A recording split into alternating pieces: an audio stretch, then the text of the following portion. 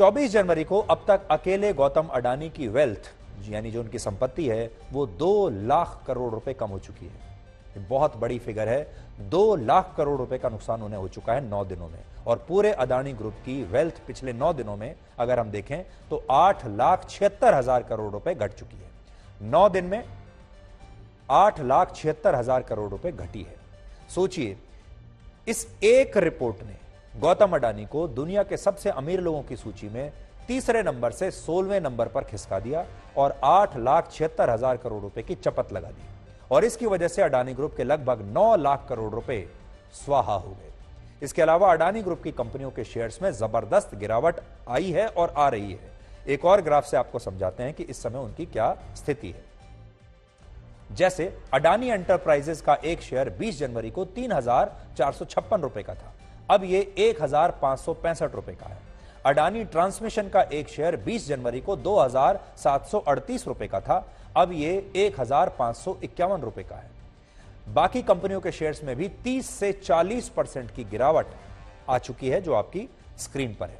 सारे shares Adani group के जो हैं वो लगातार गिर रहे हैं। अडानी ग्रुप के शेयर्स में इसी गिरावट को देखते हुए उसने अपने ओवर सब्सक्राइब्ड एफपीओ को रद्द कर दिया और कहा कि वो निवेशकों के 20,000 करोड़ रुपए लौटाने के लिए तैयार है।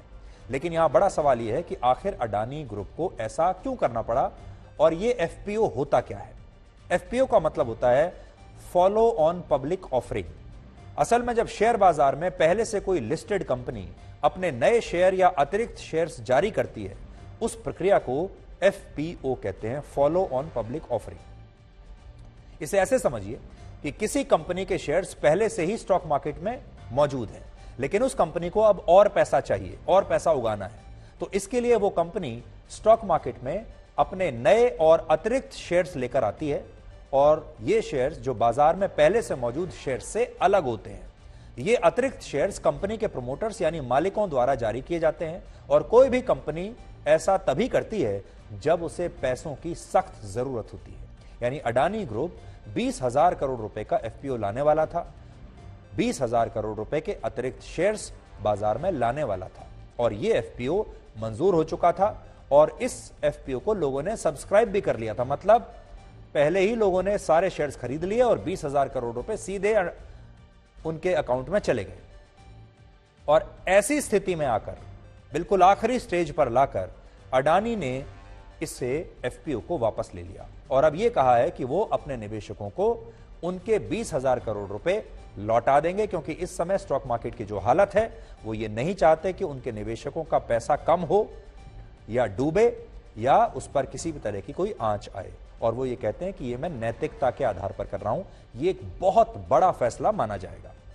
अब इस सवाल पर आते हैं कि इस पूरे विवाद में एलआईसी और स्टेट बैंक ऑफ इंडिया का नाम क्यों आ रहा है।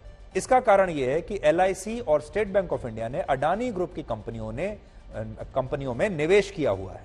एलआईसी ने अडानी ग्रुप की 3 बड़ी कंपनियों में निवेश किया हुआ है और मैं आपको बताता हूं कि कैसे यह निवेश किया है बड़े प्लाज्मा में आपको, क्योंकि ये बड़ी तस्वीर आपको बड़ी स्क्रीन पर हम दिखाते हैं। देखिए ये एलआईसी किस कंपनी में कितनी हिस्सेदारी है, यहां आपको यह समझना चाहिए। तो क्या एलआईसी ने सिर्फ अडानी की कंपनियों में पैसा लगाया है या और बहुत सारी कंपनियों में भी पैसा लगा रहा है? तो देखिए इनमें अडानी एंटरप्राइजेज में एलआईसी का 4.23% का निवेश है। यानी ये एलआईसी का 4.2% नहीं है बल्कि दूसरी कंपनी का 4.32% है। ये जैसा आप यहां पर देखेंगे। अडानी पोर्ट्स में 9.14% एलआईसी का है और अडानी ट्रांसमिशन में 3.65% निवेश किया है उसने। यानी इतनी होल्डिंग एलआईसी के पास अडानी ग्रुप की इन कंपनियों में है। एलआईसी ने अपने एक नए बयान में बताया है कि उसने अडानी ग्रुप में अब तक 30,127 करोड़ रुपए का निवेश किया है। तो यह आप जान लीजिए एलआईसी ने अडानी की कंपनियों में कितना निवेश किया है। मैं वापस आपको बताता हूं, 30,127 करोड़ रुपए का निवेश है एलआईसी का अडानी की अलग अलग कंपनियों में। और इस 30,000 करोड़ रुपए की मार्केट वैल्यू क्या है? 27 जनवरी तक इसकी मार्केट वैल्यू 56,142 करोड़ रुपए थी। यानी LIC ने निवेश किए 30,000 करोड़ रुपए और यह पैसा बढ़कर हो गया 56,000 करोड़ रुपए, यानी दुगना हो चुका है। नोट करने वाली बात यह है कि LIC ने अलग अलग क्षेत्रों और कंपनियों में जो निवेश किया हुआ है यह उसका 1% से भी कम है। यानी LIC ने जितना भी पैसा अलग अलग कंपनियों में अलग अलग जगहों पर निवेश किया हुआ है, अडानी ग्रुप में उन्होंने जो पैसा लगाया है वो LIC के पूरे पोर्टफोलियो का 1% के आसपास है, 1% से भी कम है।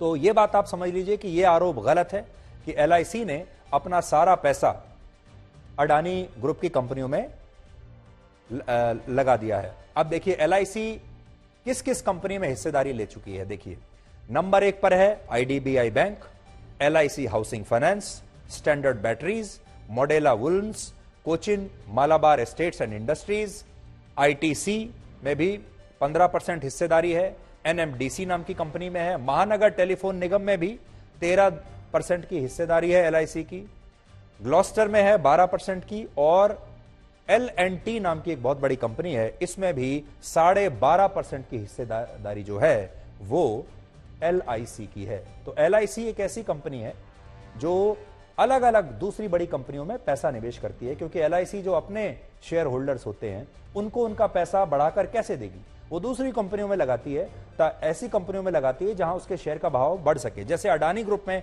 LIC ने जो 30,000 रुपए लगाया, उसका भाव, उसकी जो कीमत है वो 56,000 करोड़ हो गई, जिसका फायदा LIC में जो निवेशक हैं उनको मिलेगा।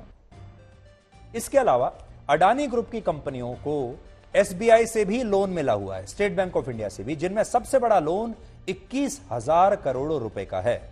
अब आप देखिए बड़ी स्क्रीन पर स्टेट बैंक ऑफ इंडिया की अडानी ग्रुप के अलावा किस किस कंपनी में कितनी शेयर होल्डिंग है और उसने किसे कितना लोन दिया हुआ है। देखिए तो क्या बड़ा सवाल, पहले हमने आपको बताया कि क्या LIC ने सारा पैसा अडानी को ही दिया हुआ है, सारा पैसा अडानी की कंपनियों में ही लगाया हुआ है। उसका जवाब है नहीं। LIC ने अपना 1% से भी कम पैसा अडानी की कंपनियों में लगाया है, सिर्फ 30,000 करोड़ लगाया है, जिसकी कीमत अब है 56,000 करोड़। अब दूसरी बात, स्टेट बैंक ऑफ इंडिया को भी देख लेते हैं कि स्टेट बैंक ऑफ इंडिया ने भी क्या अपना सारा पैसा अडानी को दे दिया, या स्टेट बैंक ऑफ इंडिया दूसरी कंपनियों में भी लगाता है।